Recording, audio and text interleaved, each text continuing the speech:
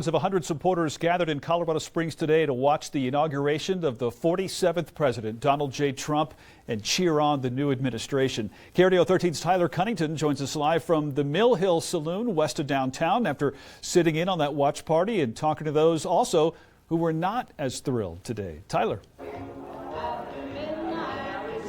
Yeah, Bart, well, we have the usual crowd here this evening at the Mill Hill Saloon, but earlier today it was a much different scene. This place was jam-packed, no room in the parking lot, cars going up and down the street just to be able to come in here and watch not only the commander-in-chief, but of course his vice president take their oaths of office. Now, just a few miles away downtown in Colorado Springs, some people were a little slower to celebrate the next 4 years, but they were still hopeful.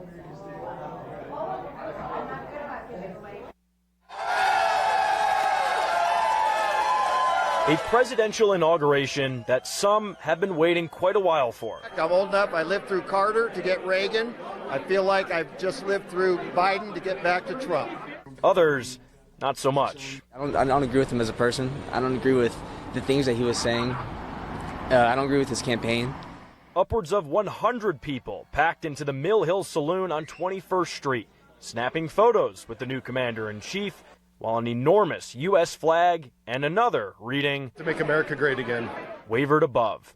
The now 47th president, Donald J. Trump, listing a number of issues he plans to tackle while in office, calling this a new golden age for America. Promises made, promises kept. He's going to do that. While his supporters... What would you say has fallen the most about the United States? Honestly, economy and immigration. I think we need to have a multi-use energy system, not just relying on solar and wind. Meanwhile, citygoers just a few miles away explaining they're bullish about the returning president. I think people say a lot in an election or to get elected, and whether or not they can actually fulfill what they're saying. And are also hoping that certain policies can remain intact. You know, the Obamacare or ACA I think is very important for a lot of people. Same sort of thing. I don't use it, but I know people who do.